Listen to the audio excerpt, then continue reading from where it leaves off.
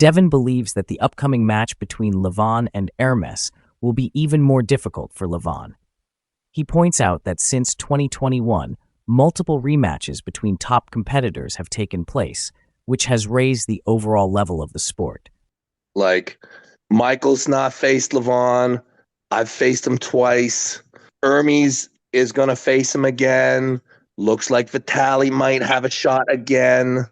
So it looks like a lot of the top guys are now having their second and even sometimes maybe third events upcoming. According to him, every match against Levan provides valuable information, and Ermes has surely learned from their first encounter. And I am sure that Ermes has that information and he remembers what he felt, and he is going to close something. Devon acknowledges that some say Levan wasn't in his best shape in their first match, but he emphasizes that Ermes did a great job and has continued dedicating himself to improving. While Levan remains a monster and the undisputed champion for years, defending his title is becoming increasingly difficult.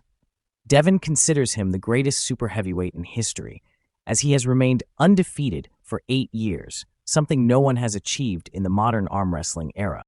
In my books, Levan is already the greatest. Okay, in my books, nobody that I'm aware of has held the super heavyweight crown for 8 years undefeated, especially in this era.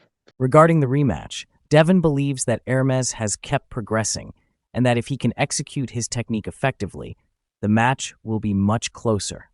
You get a chance at Levan, you change your life.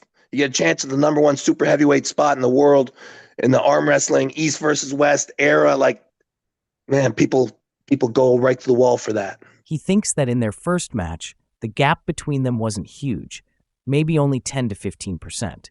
So, if Ermes has closed that gap, he has a real chance to change his fate and become the #1 in the world.